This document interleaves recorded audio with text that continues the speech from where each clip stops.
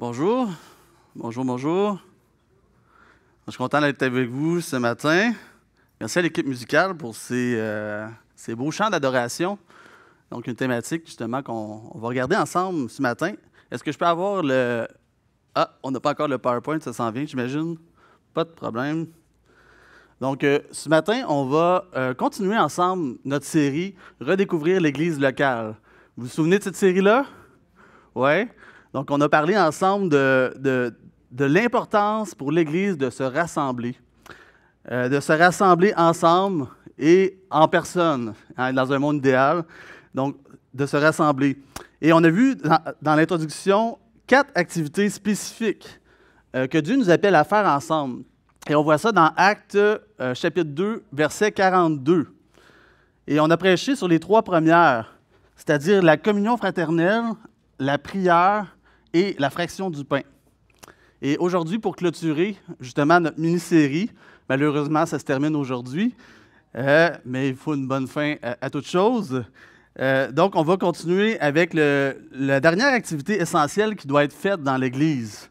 Évidemment, il y en a beaucoup d'autres à faire, mais c'est celle qui nous dit dans Actes « Persévérer dans l'enseignement des apôtres ». Et j'aime bien comment la Bible du Sommeur le dit. Elle le dit autrement. Elle dit « Écoutez assidûment l'enseignement des apôtres ». Donc, on va revenir un peu plus tard sur cette expression particulière.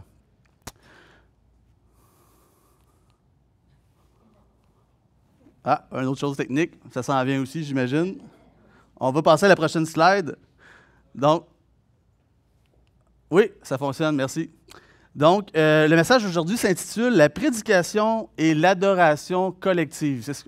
C'est ce qu'on fait ce matin. Il y a une prédication et pendant tout le long, on adore notre Dieu. Et à la lumière de ce qu'on a dit précédemment dans notre série, j'ose croire vraiment que la plupart d'entre nous sont maintenant d'accord pour dire que la Bible nous demande de nous rassembler en tant qu'Église pour faire au moins certaines activités, du moins les 3 premières qu'on a nommées tout à l'heure. Donc, mais qu'en est-il de la prédication? Parce qu'on est dans une époque où on remet l'Église en question. Et à chaque fois qu'on remet l'Église en question, on remet souvent en question la prédication. Et plusieurs peuvent se poser des questions à ce sujet. Par exemple, pourquoi l'Église doit-elle se rassembler pour écouter la parole de Dieu? N'est-ce pas quelque chose qu'on peut faire chacun de notre côté, individuellement, à la maison ou ailleurs? Aussi, pourquoi devrais-je suivre régulièrement les prédications de mon Église alors qu'il y a tellement de choix? Ou encore, est-ce vraiment nécessaire au culte d'adoration? Est-ce vraiment une partie du culte d'adoration? Ou on a inventé ça à un certain moment dans l'histoire? On va voir ce matin pourquoi la prédication est une composante du plan de Dieu pour les rassemblements hebdomadaires de l'Église locale. Mais avant tout, on va regarder quelques définitions. Que veut dire prêcher et ses dérivés, ses termes dérivés? Dans la majorité des cas où on retrouve le terme prêcher ou ses dérivés, ça provient de l'un ou de l'autre de ces 2 mots grecs. Euangelizomai, excusez-moi pour la prononciation, qui veut essentiellement dire prêcher la bonne nouvelle, et kérusso, prêcher ou proclamer. Donc, le plus souvent dans le Nouveau Testament, c'est ces 2 termes-là qui font référence à la proclamation publique d'un message au monde, sans que ce soit forcément à une église, dans le cadre d'un culte d'adoration. C'est des termes un peu plus généraux, donc on peut faire ces activités-là dans l'église ou ailleurs. Cependant, Paul a pratiqué et ordonné le genre de discours que désignent ces 2 termes-là, non seulement dans la tâche publique d'une prédication d'évangélisation, on va dire on va prêcher à des non-croyants, mais aussi dans le contexte d'une église rassemblée. Donc, évangélisomai, ou prêcher la bonne nouvelle, et kérusso, prêcher ou proclamer. Donc, ces 2 mots-là ont le caractère d'une annonce. Le mot évangélisomai implique que l'orateur n'est pas porteur de nouvelles ennuyeuses, insignifiantes, ou lugubres, ou tristes, mais qu'il annonce au contraire une bonne nouvelle. Et de son côté, le mot kérusso n'est pas tant lié à une bonne nouvelle qu'à l'urgence d'une communication vraiment importante qui vient de la part d'une autorité. Donc, on pourrait dire qu'à eux deux, ces mots grecs sont à la source du mot prêcher.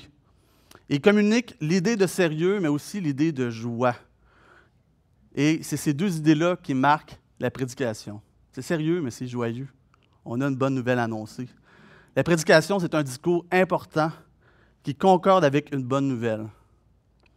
Mais à qui s'adresse la prédication exactement? Vous avez déjà la réponse? La prédication est pour les croyants et pour les non-croyants. Donc, la prédication, elle se fait dans notre ministère avec les non-croyants comme avec les croyants. Tout le monde a besoin d'entendre prêcher la parole. Paul utilise le mot qui désigne habituellement l'annonce publique de bonnes nouvelles, qu'on a vu, évangélisomai, pour l'appliquer à son ministère parmi les croyants au sein de l'Église. Et on voit ça dans Romains 1, 13, 15, on va le lire ensemble, c'est un exemple de ça. « Je ne veux pas vous laisser ignorer, frères, que j'ai souvent formé le projet d'aller vous voir afin de recueillir quelques fruits parmi vous, comme parmi les autres nations. Mais j'en ai été empêché jusqu'ici. Je me dois aux Grecs et aux barbares, aux savants et aux ignorants. Ainsi, j'ai un vif désir de quoi? De vous annoncer aussi l'Évangile, évangélisastai, à vous qui êtes à Rome. Hein? À vous annoncer à vous aussi. Hein? Donc, l'importance d'annoncer l'Évangile aussi dans l'Église. Paul savait que l'application continuelle de cette bonne nouvelle-là par la prédication, elle était nécessaire. Non seulement pour convertir, hein, souvent on dit c'est important, on veut convertir les gens, mais aussi pour transformer et affermir les croyants. Par exemple, Paul écrit aux Philippiens, « Seulement conduisez-vous d'une manière digne de l'Évangile de Christ. » En d'autres mots, pour aider les croyants c'est pour aider les croyants à se conduire de manière digne de l'Évangile. Pour ça, il faut là, des exhortations, il faut de l'instruction sur la manière dont l'Évangile fonctionne, sur la manière aussi dont l'Évangile transforme les chrétiens. De même, à Antioche, Paul a vu que Pierre, à un certain moment, ne marchait pas droit selon la vérité de l'Évangile et il a dû lui en rappeler les réalités, lui a rappelé l'Évangile. On voit ça dans Galates 2,14. Donc, aux yeux de Paul, c'est quoi le fruit de la vie chrétienne? C'est une conduite digne de l'Évangile de Christ. Et pour produire ce fruit-là, il faut non seulement une conversion à l'Évangile, mais aussi une prédication constante adressée aux croyants sur le fonctionnement de l'Évangile. Et c'est pourquoi il écrit à ses frères dans la foi à Rome. Qu'est-ce qu'il écrit? Il écrit « J'ai un vif désir de vous annoncer l'Évangile », comme on vient de voir.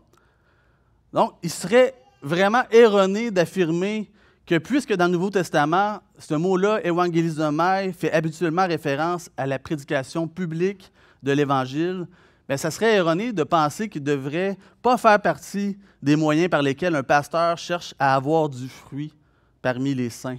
On a vu, hein? L'objectif, c'est d'avoir du fruit. Donc, on veut ça aussi dans l'Église. Et ici, à la CCM, on aime l'Évangile. On aime Jésus. Puis, vous allez en entendre parler à chaque semaine. Puis, on croit fermement que nos prédications doivent inclure l'Évangile. Et si ce n'est pas le cas, s'il vous plaît, venez nous reprendre. Ça va nous faire plaisir.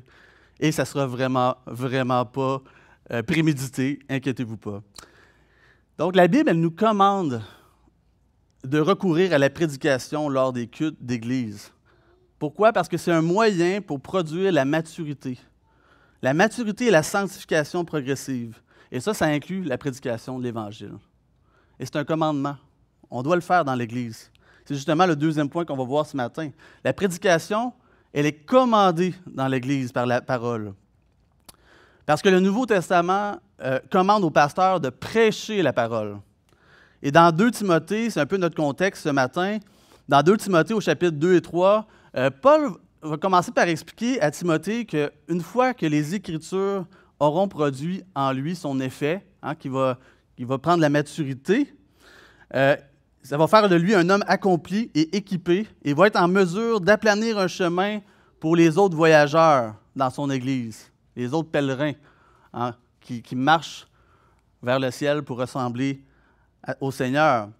Donc, on peut en déduire que lorsque Paul lui ordonne tout de suite après, dans 4:2, quand il lui demande de prêcher la parole, bien, le cadre qu'il a à l'esprit, c'est vraiment celui de l'Église réunie. À ce moment précis, il n'est pas en train de lui dire de faire l'œuvre d'un évangéliste, mais de prendre ses Écritures et de les prêcher au peuple de Dieu. Parce que le peuple de Dieu, il a besoin aussi de réprimandes, de reproches. Mais d'un autre côté, il a besoin aussi d'exhortation et d'un enseignement empreint de patience. C'est pourquoi Paul dit « Reprends, censure, exhorte avec toute douceur et en instruisant. » Donc, il ne s'agit pas ici, dans notre contexte, de rencontres publiques devant des non-croyants, mais de réunions régulières où des croyants ont besoin qu'on prenne du temps pour les instruire. Dans le verset 3 et 4, Paul offre d'autres raisons aussi de prêcher la parole fidèlement. Qu'est-ce qu'il nous dit? Il nous dit que ceux qui sont actuellement ouverts à une saine instruction, bien, peut-être qu'ils ne seront pas toujours. Peut-être qu'ils ne seront pas toujours ouverts à l'instruction. Donc, c'est le temps de prêcher la parole. On lit « Car il viendra un temps où les hommes ne supporteront pas la saine doctrine, mais ayant la démangeaison d'entendre des choses agréables, ils se donneront une foule de docteurs selon leurs propres désirs, détourneront l'oreille de la vérité et se tourneront vers les fables. » Ici, méditez sur ce passage-là. L'aviez-vous déjà vu comme ça? Prêcher la saine doctrine avant que l'Église se tourne vers des fables. Souvent, on applique ce passage-là à des non-croyants. Je dis, regardez comment le monde va devenir. Un jour, ils ne voudront pas entendre la saine doctrine. Non, c'est déjà le cas. Ils ne veulent pas l'entendre, la saine doctrine, aujourd'hui. Ce qu'on dit ici, c'est le temps d'annoncer la saine doctrine dans une église jeune aussi, dans ce cas-là. Mais c'est le temps parce que si vous ne le faites pas, le monde va le faire. Et là, ils vont se tourner vers des fables. C'est puissant ce que ça dit ici. Paul ne dit pas que son commandement de prêcher concerne les foules de non-croyants qui se sont tournés vers des fables. Il dit plutôt que Timothée doit prêcher la parole parce que l'Église est en danger. Il risque de se détourner de la vérité de la parole de Dieu pour dévier vers des fables. La prédication, c'est pour ça qu'elle est commandée dans l'Église, parce qu'elle a comme but de protéger l'Assemblée au moyen de la saine doctrine.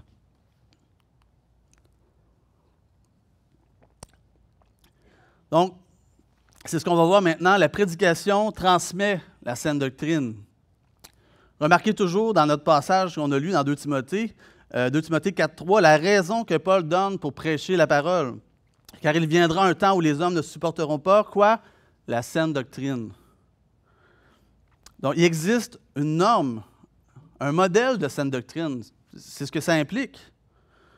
Et ce que je veux vous expliquer ce matin, c'est que dans l'Église primitive, il y avait une élaboration d'une compilation de doctrines, ou un autre mot pour doctrine, on pourrait dire enseignement, d'une doctrine établie par les apôtres que l'on transmettait fidèlement aux églises. Et c'est ce qu'on voit dans 2 Timothée 1:13. On lit « Retiens dans la foi et dans l'amour qui est en Jésus-Christ le modèle des saines paroles que tu as reçues de moi. » Ça signifie que Paul, mais aussi les autres apôtres, étaient des gardiens attitrés du modèle des saines paroles. Ces modèles-là qui étaient remis aux églises. Et on constate que l'allusion à cette compilation de doctrines-là, elle est exprimée de différentes manières aussi dans plusieurs autres passages. On voit ça dans 1 Timothée 6:20 et 2 Timothée 1:14. Paul dit à Timothée de garder le bon dépôt qui lui a été confié. Donc, c'est à cette compilation-là de doctrines que Actes 2:42, le verset qu'on a lu au début de l'introduction, fait référence. Quand on lit « Il persévérait dans l'enseignement des apôtres ». Cet ensemble-là de doctrines données par l'Esprit était réuni et établi, et Paul l'a appelé la sagesse de Dieu dans 1 Corinthiens 2,7. Et il a dit qu'elle avait été révélée aux apôtres avec des discours qu'enseigne l'Esprit. Hein, c'était l'Esprit qui leur avait enseigné ça aux apôtres.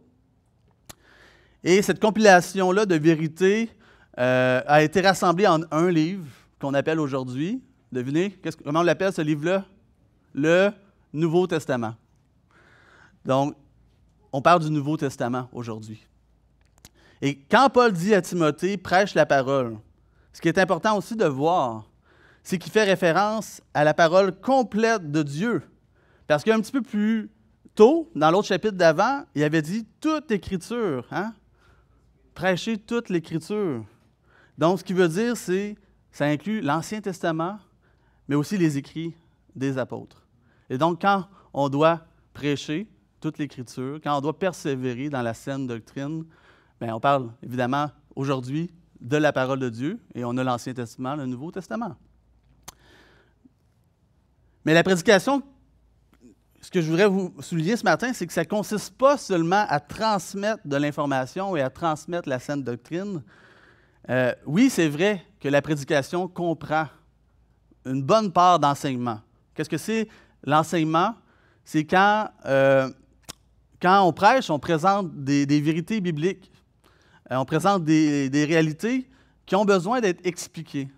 Et ça, c'est le rôle de l'enseignement. Mais toutefois, la prédication, elle devrait être plus que cela. Parce que ça devrait être une annonce de l'Évangile qui touche le cœur. La prédication, ce n'est pas seulement pour remplir ici, hein? C'est pour remplir ici aussi. Donc, au lieu d'y voir une compilation de faits à comprendre, nous devrions y voir une constellation de vérités qu'on peut chérir. Des vérités qui nous conduisent à ce qu'on fait ce matin, à l'adoration. La prédication fait partie intégrante de l'adoration collective. Ici, on va voir ce matin que la prédication, ce n'est pas un bloc dans notre culte séparé de tout, déconnecté. Ça fait partie de la célébration, ça fait partie de notre culte d'adoration. Donc, la Bible nous montre comment c'est vraiment approprié pour que les chrétiens, pour que des chrétiens se rencontrent. C'est bon que les frères et les sœurs soient ensemble réunis. C'est bon qu'on soit ensemble pour régulièrement adorer Dieu. Parce que comme on l'a déjà dit dans cette série-là, les chrétiens sont quoi? Ici, on a plein d'images.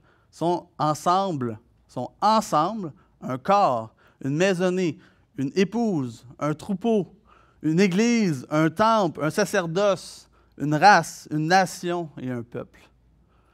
Donc, la nature collective du peuple de Dieu montre combien il est approprié pour que les chrétiens se rassemblent pour adorer Christ. Mais maintenant, regardons ce mot-là, adoration. Qu'est-ce que ça veut dire exactement, l'adoration? Donc, David nous dit d'une manière très succincte dans le psaume 29, 2, et j'ai pris la version Nouvelle Bible Second. On lit « Donnez au Seigneur la gloire de son nom. Prosternez-vous devant le Seigneur quand éclate sa sainteté. » Donc, le but même du rassemblement du peuple de Dieu, c'est vraiment d'adorer collectivement. Et ce but-là, c'est de rendre gloire au Seigneur. Pourquoi? Pour son nom. Aussi, de l'honorer humblement, lui donner la gloire qui est due et reconnaître notre dépendance face à Dieu. Et aussi le faire connaître. Ça aussi, ça fait partie de l'adoration. Parler de lui. Souligner ses attributs. Ça fait partie de lui rendre l'adoration et la gloire. On pourrait dire qu'adorer consiste à connaître, chérir et démontrer la valeur suprême et la beauté de la gloire de Dieu en Jésus-Christ. Pourquoi en Jésus-Christ? Parce que c'est comme ça qu'il nous a révélé sa gloire. Donc, la prédication a un rôle important dans nos cultes d'adoration parce qu'elle présente la valeur suprême de Dieu en expliquant, en exposant aussi la signification de la parole, tout en chérissant et en exprimant les gloires de Dieu qui sont révélées. Paul proclamait toujours les richesses insondables de Christ et il annonçait la bonne nouvelle d'une grande joie. Son message est un message de réconciliation. avec un roi qui a toute autorité. Et ce faisant, il a compris, Paul, qu'on ne devait pas mettre de côté cette sorte de proclamation-là, d'annonce, de déclaration. On ne devrait pas la mettre de côté quand il est question du peuple de Dieu. Surtout pas quand il était question de se réunir ensemble avec le peuple de Dieu pour adorer. L'apôtre a réalisé que ses prédications comportaient toute une dimension de célébration, d'affirmation et d'émerveillement qui est si chère au culte collectif. Il a constaté que l'adoration, au moyen de la prédication, convient particulièrement bien à notre culte d'adoration en assemblée. Donc, la prédication sert l'adoration en assemblée en rendant un culte à celui qu'elle présente comme étant digne d'être adoré. Et moi, j'aime bien un musicien qui s'appelle Bob Kauflin, un bon enseignant aussi de la Bible. Et dans l'un de ses livres, ce pasteur-là, qui est aussi musicien, décrit bien la place de la prédication dans l'adoration collective. On va lire une de ses citations. Donc, il écrit « Magnifier la grandeur de Dieu commence par la proclamation de vérités objectives et bibliques sur Dieu, prédication, mais se termine par l'expression d'affection profonde et sainte envers Dieu, adoration. La prédication devrait mettre en lumière des vérités sur Dieu et qui nous poussent ensuite à lui exprimer notre adoration. Et vous savez, notre formule ici à la CCM, c'est exactement ça qu'on fait. Les dimanches matins, quand on a des partages d'adoration après la prédication. On met en lumière cette réalité que la prédication a un impact direct sur notre adoration collective. C'est pour ça qu'on a choisi cette formule-là ici à la CCM. Point numéro 5, la prédication est un acte de l'Église. Ça, c'est le point peut-être le plus surprenant aujourd'hui pour vous. Parce qu'on pense que ce n'est pas nécessairement toute l'Église qui est impliquée dans la prédication, nécessairement. Hein? Vous savez, un seul homme prêche, mais la présence de l'Assemblée en fait une affaire communautaire. Le prédicateur s'adresse à des membres réels. Je m'adresse à vous, des membres en chair et en os. À vous que je connais, pour la plupart d'entre vous. À vous que je connais vos occupations, vos soucis, vos tracas, vos luttes. Et à vous qui vous connaissez aussi les uns les autres. Donc, quand vous entendez un message, vous pensez à vous, mais vous pensez aussi à vos relations dans l'Église. Donc, ce n'est pas unidirectionnel. C'est quelque chose de vraiment communautaire. Dans les épîtres pastorales, Paul présuppose que Timothée et Tite prêchent sur des sujets spécifiques pour leur assemblée respective. Ils prêchent en pensant à des choses qui se passent dans leur Église, puis à des sujets de messages qui vont être pertinents pour leur Église. Je vous donne des exemples. 1 Timothée 6,17, on lit « Recommande aux riches du présent siècle de ne pas être orgueilleux. » Deuxième, « Rappelle ces choses en conjurant devant Dieu qu'on évite les disputes de mots. » Troisième exemple, « Rappelle-leur d'être soumis aux magistrats et aux autorités, d'obéir, d'être prêts à toute bonne œuvre. » Tite 3.1. Donc, il faut réaliser que les pasteurs s'adressent toujours à leurs brebis, à leur assemblée dans leur prédication. C'est notre priorité. J'ai en tête une petite histoire vraiment intéressante. Il y a un célèbre prédicateur qui s'appelait J. Campbell Morgan. Et un jour, son petit-fils a raconté cette histoire à propos de lui, à propos de son grand-père. C'est une petite anecdote. Il dit « J'étais présent dans une église lorsque mon grand-père s'est levé pour prêcher. Les lumières du sanctuaire principal étaient tamisées. Alors, mon grand-père a interrompu sa prédication pour dire, il a arrêté la prédication, il dit « Excusez-moi, aurait-on, s'il vous plaît, la gentillesse de rallumer ces lumières? » On dit, les gens, pourquoi? Pourquoi il dit ça? Parce qu'il dit « Je dois voir les visages de mon assemblée. » En fait, ils font partie de mes notes. j'ai écrit mon message en pensant à eux, donc j'ai besoin de les voir. J'ai besoin de voir comment ils vont réagir aussi.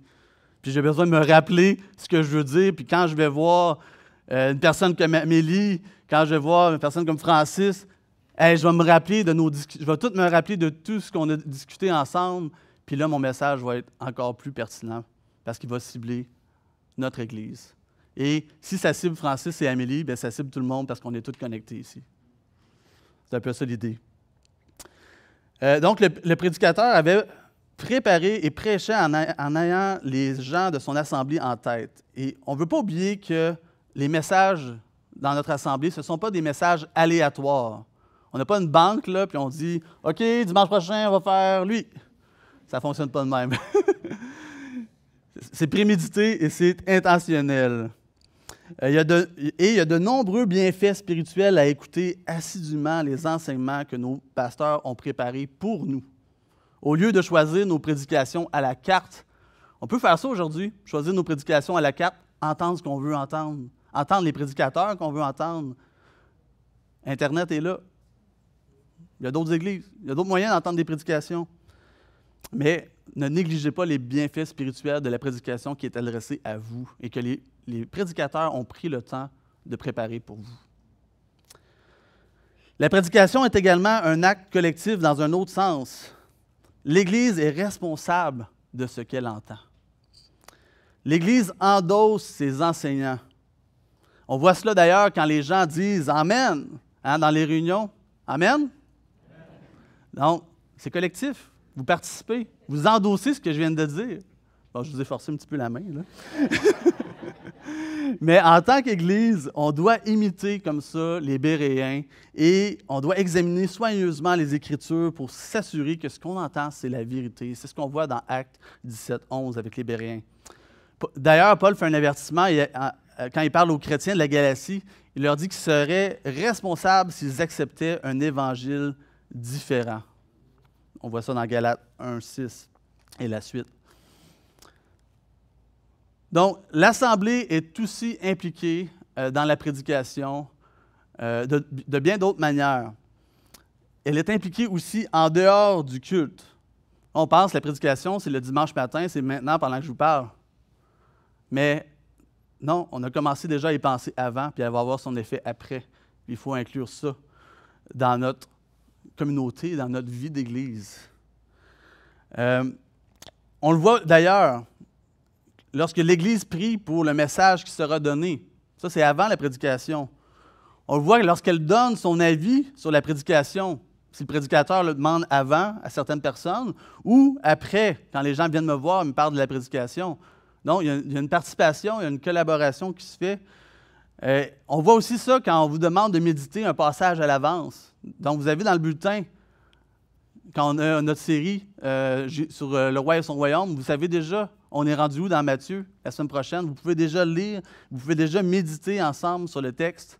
Ça fait partie de votre participation à la prédication. On le voit aussi quand les petits groupes discutent du message pendant la semaine. Moi, j'aime beaucoup ça, me rassembler avec les gens et dire « Hey, qu'est-ce qu'on a entendu dimanche passé? Comment ça s'applique dans ta vie, ça? C'est quoi les challenges que ça apporte dans ta vie? » Puis on en discute, puis on s'édifie les uns les autres. Donc ça fait partie aussi de l'aspect communautaire de la prédication. Naturellement, la prédication, c'est normal qu'elle se répercute dans toute l'Assemblée. Parce qu'on veut que la prédication stimule la vie spirituelle de l'Église. Et on veut aussi qu'elle aide les membres dans leur vie de disciples.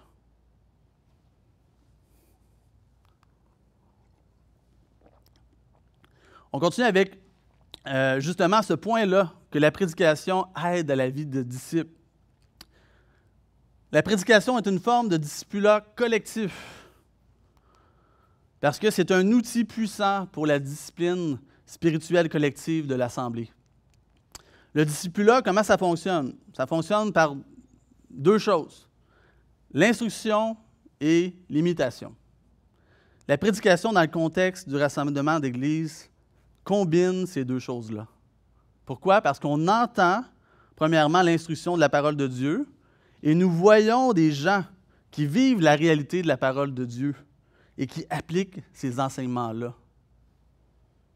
Donc, nous croissons dans la grâce de Dieu en écoutant et en imitant. Nous devrions être tous des disciples qui font d'autres disciples dans l'Église. Et afin de faire ce travail-là, il faut qu'on connaisse l'Évangile. Et il faut qu'on soit capable de le transmettre fidèlement, la saine doctrine. Donc, c'est le travail des anciens, entre autres, à travers la prédication, de nous équiper pour faire ce travail. Écoutons comment Paul le dit, ici dans Éphésiens 4, 11, 12. Jésus a donné les uns comme pasteurs et docteurs. Pourquoi? Pour le perfectionnement des saints, en vue de l'œuvre du ministère et de l'édification du corps de Christ. Donc, les prédications, ça ne devrait pas seulement nous amener à méditer sur des applications pour notre propre vie, mais ça devrait nous amener aussi à mettre ce qu'on a entendu dans les prédications au service du bien spirituel des autres membres de l'Assemblée. La prédication que je vous donne ce matin, ce n'est pas juste pour vous, c'est pour vous tous. Et gardez-la pas pour vous, partagez-la avec les autres membres de l'Assemblée. Donc, si on ne le fait pas, ça, notre Église, elle va se diriger vers la passivité, la complaisance spirituelle, devenant ainsi de plus en plus vulnérable. Puis on ne veut pas ça. La prédication a comme objectif dans l'Église d'amener les membres à professer avec amour les uns aux autres les vérités qu'ils ont reçues afin de s'édifier et de se discipliner les uns les autres.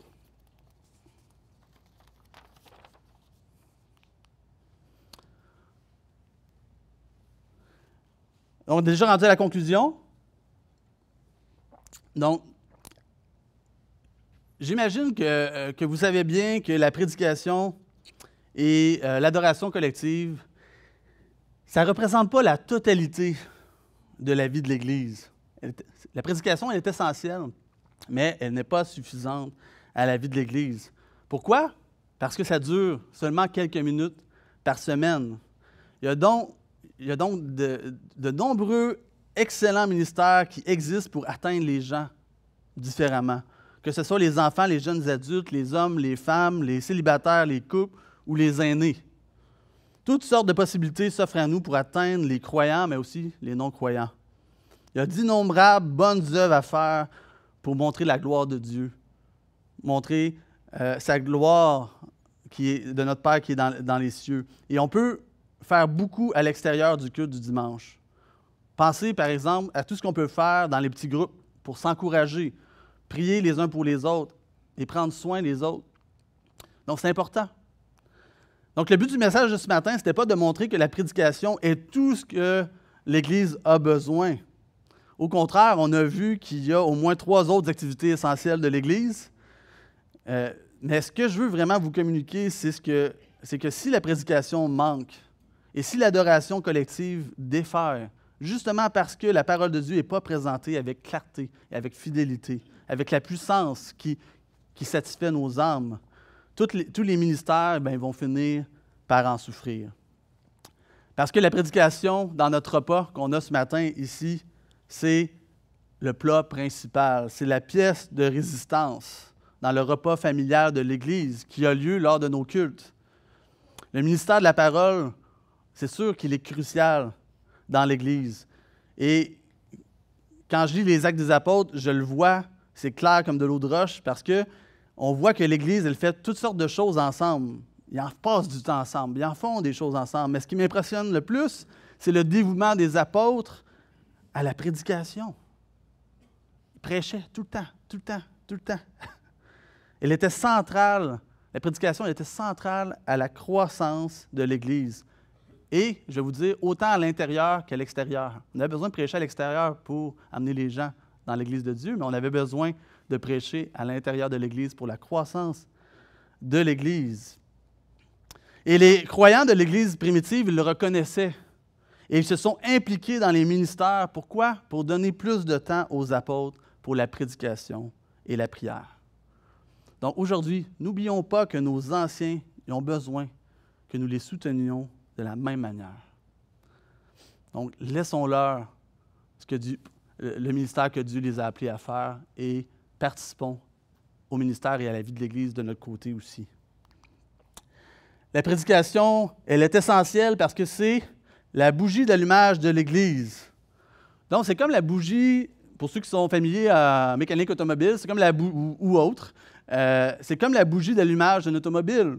Même si toutes les pièces du moteur fonctionnent, si la bougie d'allumage, elle ne produit pas les étincelles, bien, l'automobile entier va caler, va s'arrêter, ne va pas fonctionner. Rien ne peut remplacer la prédication. On voit des églises, c'est la tendance, puis c'est pas nouveau. Plusieurs églises essaient d'être plus actuelles et de remplacer la prédication dans leur culte par d'autres choses, comme des discussions informelles, comme des lectures de livres, des cours, des activités communautaires. Mais on voit que toutes ces démarches-là sont vouées à l'échec. Nous devons venir écouter régulièrement la prédication de la parole, celle qui explique, celle qui célèbre la gloire et la valeur de Dieu. Sinon, notre adoration va s'éteindre. Et il ne suffit pas seulement d'écouter les prédications seules chez soi, il faut le faire en Église. Quand je dis en Église, ce n'est pas juste physiquement, mais c'est aussi en esprit et en participant avec l'Église, comme on l'a dit tout à l'heure. Notre adoration qui découle de la prédication, elle doit nourrir la vie de notre Église. Comme on l'a dit, il y a une dimension communautaire à la prédication. Elle ne doit pas seulement s'appliquer à notre vie individuelle, mais aussi à notre vie en Église. Donc, peut-être ce matin, vous avez besoin d'être réveillé. Vous avez besoin d'être renouvelé spirituellement. Peut-être que vous écoutez déjà régulièrement les prédications, peut-être nos prédications, et que cela ne parvient pas à toucher votre cœur d'une manière durable. Peut-être que vous n'avez jamais expérimenté ou que vous n'expérimentez plus le miracle de la prédication. C'est quoi le miracle de la prédication? C'est de voir, de savourer et de vivre l'Évangile. Si c'est le cas, vous avez besoin de l'aide du Saint-Esprit pour qu'il produise ou ranime le miracle de l'adoration dans votre cœur. Et ça commence par une soif de Dieu ou encore par une nostalgie de le voir agir à travers vous et à travers son Église qu'il a placée autour de vous. Aujourd'hui, j'ai présenté une approche communautaire de la prédication qui peut paraître difficile ou engageante parce qu'elle vous demande de jouer un rôle actif et de vous ouvrir aux autres. Parce qu'il ne s'agit pas seulement de venir à l'Église, de s'asseoir sur une chaise, d'écouter passivement un message en regardant passer les minutes jusqu'à ce que ça soit terminé et que ça soit oublié 2 minutes plus tard. Non, ce n'est pas ça, écouter une prédication. Si vous attendez un miracle de transformation dans votre vie ou dans votre Église, avec cette attitude-là, vous ne verrez jamais ce miracle-là.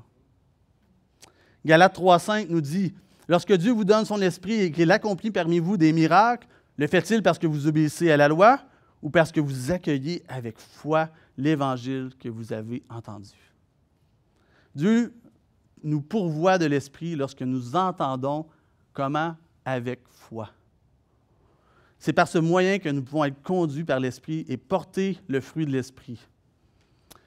Donc, le Dieu qui nous pourvoit de l'Esprit, qui opère des miracles en nous, à travers la prédication, et le fait lorsque nous accueillons avec foi l'Évangile que nous avons entendu. C'est-à-dire lorsqu'on est bien disposé et non lorsqu'on vient à l'Église pour satisfaire notre conscience religieuse, notre besoin d'obéir à la loi, comme on a vu dans le passage. Tous et chacun ont un rôle à jouer dans la manière dont ils écoutent la parole de Dieu. Jean Chrysostome, père de l'Église, au 4e siècle, lui qui est pourtant l'un des plus grands prédicateurs et orateurs de l'histoire de l'Église, disait déjà de son temps ceci à propos des chrétiens qui écoutaient ses prédications. Regardez bien ce qu'il dit à propos des chrétiens qui écoutaient ses prédications. Une grande partie du peuple ne veut pas écouter, mais s'élevant au-dessus de la qualité de disciple, ça veut dire qu'ils n'avaient pas une attitude enseignable, ils prennent celle de spectateurs, les gens qui veulent être divertis par la prédication. Venant à l'Église comme on va à l'amphithéâtre, ils recherchent le divertissement. Les sentiments de ceux qui regardent sont partagés. Les uns favorisent un prédicateur. C'est-à-dire, qu'est-ce qu'ils font dans le fond quand ils pensent comme ça? C'est qu'ils critiquent plus qu'ils écoutent. Ils favorisent un prédicateur, les autres un autre, écoutant tantôt avec affection, ça veut dire, on pourrait dire avec intérêt, et tantôt avec ennui. Quelle est votre attitude pendant la prédication? Quelle est notre attitude avant, durant et après la prédication? Elle devrait être caractérisée par quoi? Par la prière, par l'humilité, par la confiance et la soumission devant la parole de Dieu, parce que la parole de Dieu nous parle à nos vies. Est-ce que votre cœur est bien disposé et réceptif aux Écritures? Pensez à la parabole des terrains. Est-ce que votre cœur correspond à la bonne terre? La bonne terre. Posez-vous cette question. Y a-t-il quelque chose qui empêche mon cœur de recevoir les enseignements de Christ et d'en voir le fruit? Parce que c'est le fruit qui est l'objectif.